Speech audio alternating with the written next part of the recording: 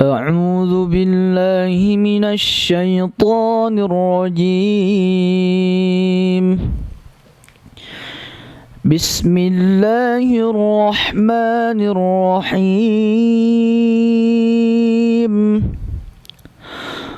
واعتصموا بحبل الله جميعا ولا تفرقوا واذكروا نعمة الله عليكم إذ كنتم أعداء فألف بين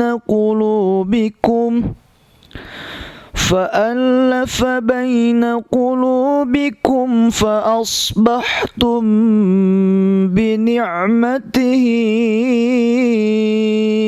إخوانا وكنتم على شفا حفرة من النار فأنقذكم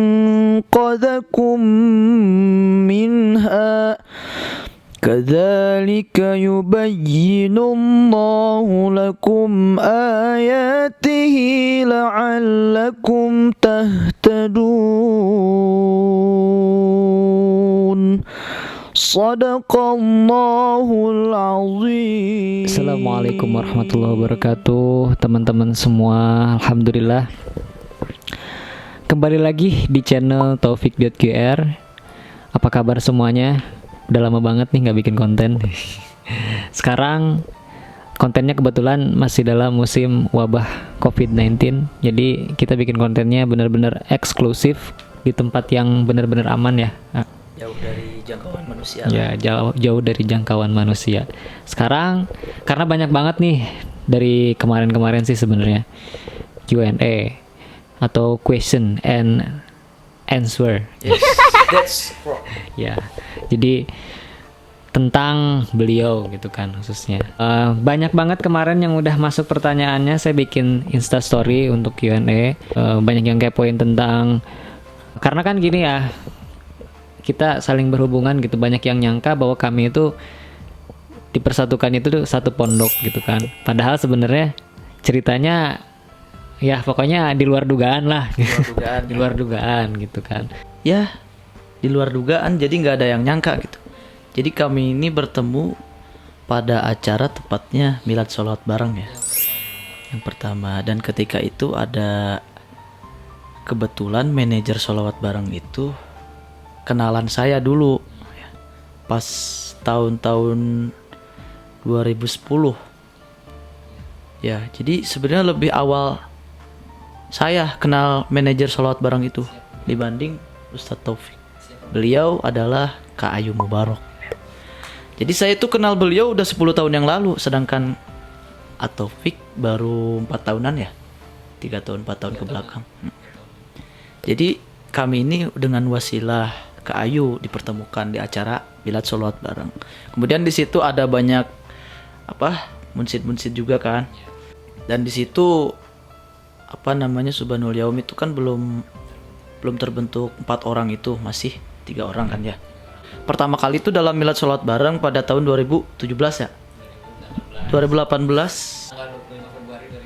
Nah, itu tepatnya ya. Jadi kita dipertemukan bukan satu pesantren kan, kebanyakan yang nanya itu satu pesantren ya, kok bisa bikin satu grup? Enggak. Jadi kita dengan daerah yang berbeda-beda. Beliau dari perbatasan Sukabumi Bogor, saya Bogor asli. Kemudian Ahilman Bandung, Garut ya, Bandung dengan Garut. Kemudian Yusuf dari Lampung, kan jauh banget ya. Itu seperti itu.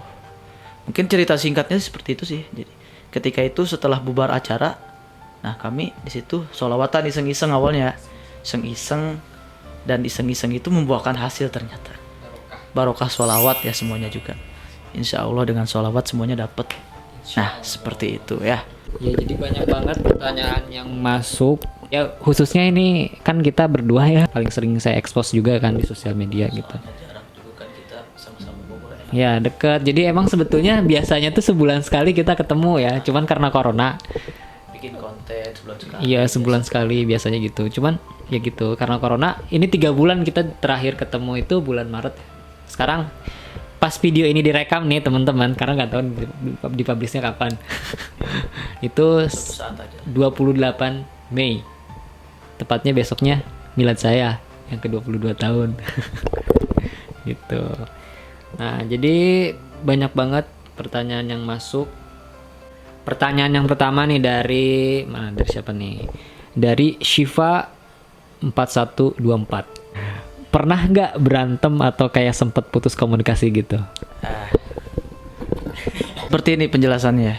Kita dari awal dulu. Seperti biasa ya, di mana-mana yang namanya manusia ya, pasti ada kekurangan dan kelebihan. Kemudian dan yang namanya manusia juga pasti dia itu hubungan antara teman-temannya, kerabatnya, keluarganya pasti seramah apapun keluarga itu, serukun apapun pasti ada yang namanya kurang harmonis ya. Tapi menurut saya gini sih ya, semakin harmonis semakin ada itu gesekan seperti itu. Nah, seperti itu. Itu namanya rintangan ya.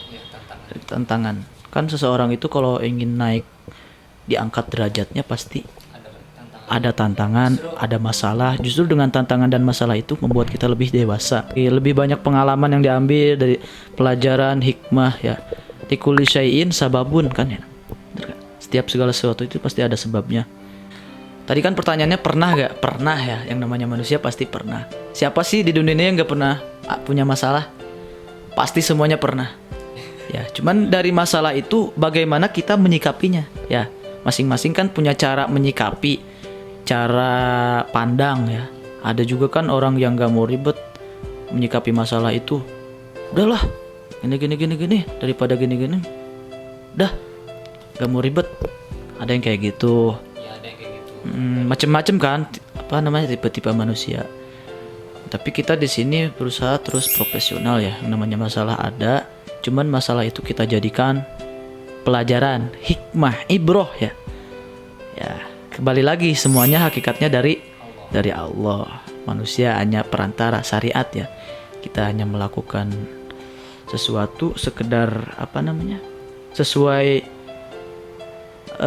kualitas pikiran manusia aja ya. Di luar itu semuanya Allah yang menggerakkannya. Kita hanya wasilah. Seperti itu. Kita bagaimana caranya kita berusaha menjadi lebih baik. Seperti itu. Jadi kalau putus komunikasi gimana? Putus komunikasi ya nggak pernah sih kayaknya. Putus komunikasi nggak pernah. Nggak sampai kalau putus komunikasi justru Ya wajar sehari 2 hari gitu. Nggak sampai bertahun-tahun, berpuluh tahun nggak. Berbulan-bulan nggak pernah. Terus pertanyaan yang kedua, ini pertanyaan yang paling banyak ditanyain. Udah berapa lama kenal sama Ustadz Zulfikar? Berapa tahun? 2,5 tahun. Ya kita pokoknya sekarang udah masuk tahun ketiga dan alhamdulillah. Kerasa nggak selama itu? Nggak kerasa sih, cepet banget. Cepet banget ya. Cuman ya yang kita rasain ya makin akrab aja gitu. Awalnya emang canggung banget ya.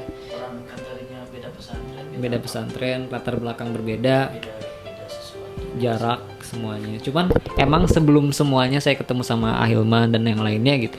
Saya pertama sama beliau sih. Dikenalin sama KAI. Iya. Kita ketemu di Stasiun Bogor. di situ kita masih gimana ya? Masih kayak canggung gitu. Masih awal-awalnya. Cuman emang segala sesuatu itu kan tadi kata likulli syai'in sababun gitu kan. Ada sebabnya. Pasti ada sebabnya gitu. Saya ngerasa klop aja gitu, nggak tiba-tiba saya mengikat sesuatu itu tanpa sebab gitu. Ya karena saya ada ngerasa klop aja sama beliau gitu. Karena namanya persahabatan atau pertemanan kan kita harus pilih-pilih juga kan gitu. Dan alhamdulillahnya kita masih masih dari kalangan santri ya sama ya. Itu yang membuat kita klop semakin kuat. Coba seandainya misalnya nih topik dari kalangan preman. Misalnya saya dari santri misalnya. Kan kalau preman sama santri kayaknya gimana gitu. Bisa aja klop masuk, cuman kayaknya prosesnya lama. Alhamdulillahnya kita masih sama-sama santri gitu. Jadi apa sih pengalamannya mungkin gak jauh berbeda. Itu aja kalau santri. Kadang kita juga sering Sharing ya tentang agama. Saya kadang nanya sama beliau tentang ilmu-ilmu seperti itulah ya. Beliau masya Allah Enggak sharing aja. sharing. Masing-masing kan punya kapasitas gitu kan. Kadang dulu pernah waktu rame-ramenya pilpres, ngebahas pilpres. Beliau nomor Kalau kita netral sebenarnya. nah netral. Lebih berbahaya ya kalau bahas itu. Bisa mungkin kalau misalkan kita merasa public figure ya kita perlihatkan netral kita meskipun kita punya pilihan sendiri gitu sih. Apalagi kita terlalu gimana ya, pokoknya fanatik ya Seperti itu. Ya. Azul menurut Ataufik gimana dan sebaliknya Ataufik menurut Azul gimana? Beliau baik. Motivator saya guys. Saya banyak terdorong jujur aja ya akhir-akhir ini selama saya bertemu sama beliau gitu kan. Banyak banget maksudnya jadi kayak semacam nasihat yang yang pernah saya bilang gitu kan, nasihat yang sampai itu kan yang diberikan contoh secara langsung gitu. Kalau misalkan kita menasehati hanya sekedar kata, kadang-kadang kita ya orangnya tuh membalikan kamu aja kok kayak gitu kan.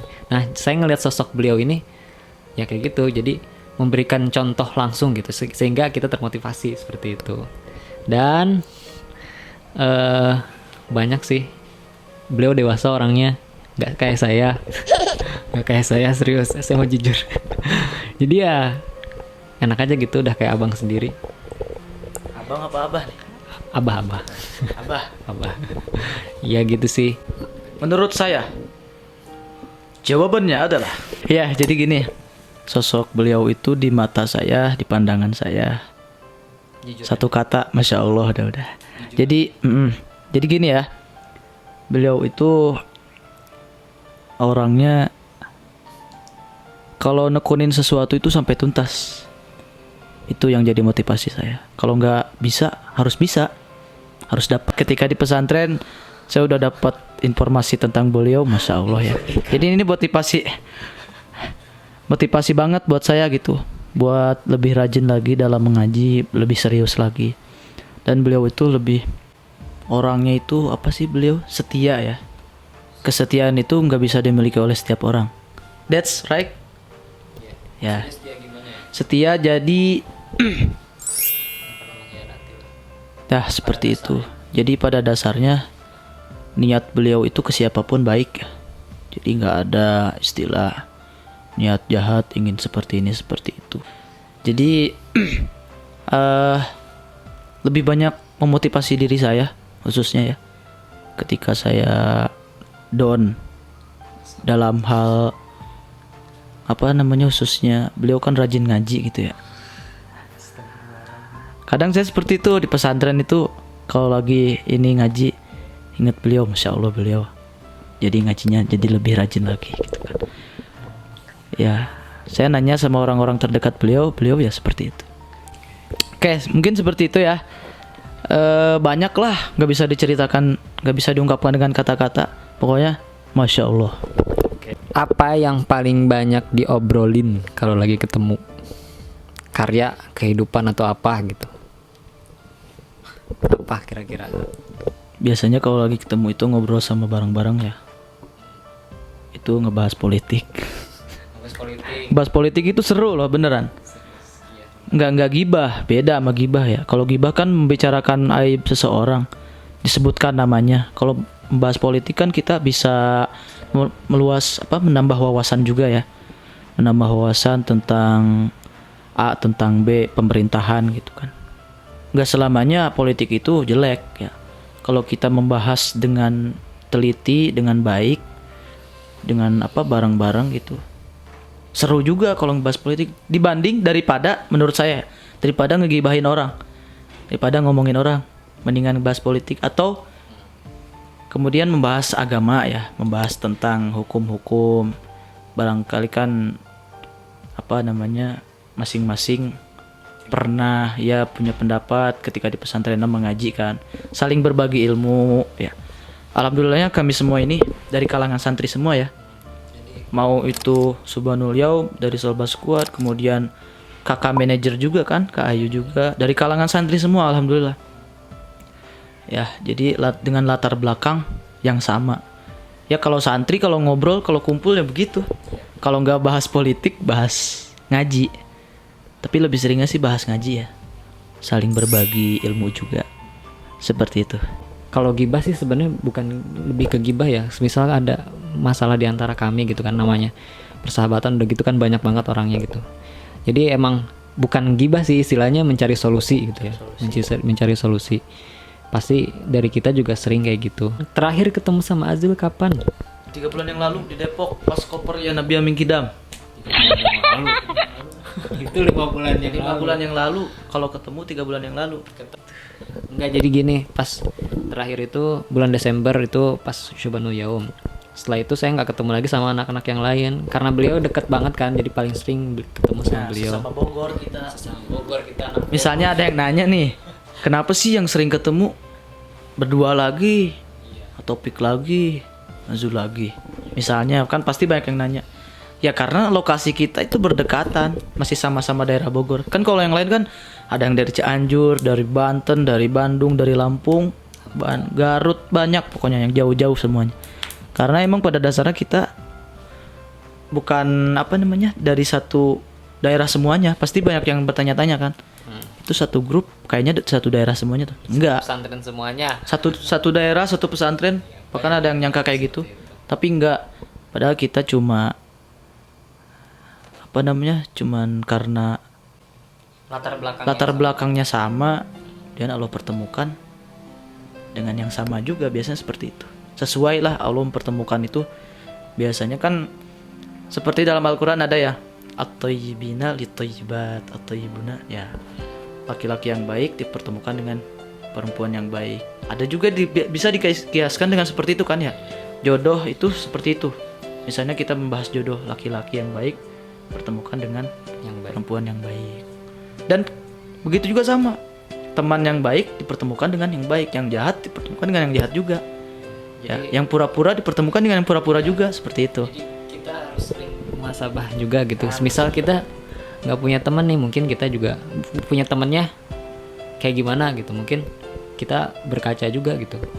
Jadi harus sering muhasabah diri aja. Muhasabah diri gitu. Kalau kita ngerasa nggak punya teman, ya mungkin ada yang salah dari kita gitu. Kadang saya juga seperti itu gitu kan. Semuanya sih merasakan seperti itu. Tapi kadang ada juga yang nggak sadar gitu, malah makin terjerumus seperti itu. Kadang makanya kalau kita sadar langsung aja, maksudnya ya cari-cari apa kesalahan kita gitu. Jangan ketika kita kayak gitu malah nyari-nyari kesalahan orang lain gitu. Jadi ya muhasabah diri kita aja gitu. Ini pertanyaan yang paling banyak. Siapa nih yang duluan nikah? Topik. Ya itu untuk masalah itu ya mungkin beberapa tahun ke depan lah ya. Tahun ke depan 1, 2, 3, 4 tahun ke depan. Ini ya kalau saya sama beliau nih kayaknya ya nggak terlalu memikirkan itu sih. Maksudnya ya gimana nanti gitu. Maksudnya kita juga nggak pernah istilahnya pacaran kayak gitu, nggak gitu. Enggak. Paling sekedar dikenalin sama orang tua, sama saudara. Ya kalau kayak ini gitu. Mau gak sama ini? Kalau nggak mau. Ini mah pengalaman beliau. Pengalaman saya seperti itu ya. Untuk pacaran ya paling dulu lah masa-masa ini SMS santea. Kayak gitulah masa namanya anak kecil ya. SMS. Cinta monyet ya, yang disebut cinta monyet ya. Tapi bukan artinya saya monyet ya. Cinta saya monyet enggak. Ya biasalah cinta-cinta seperti itu, nggak jelas.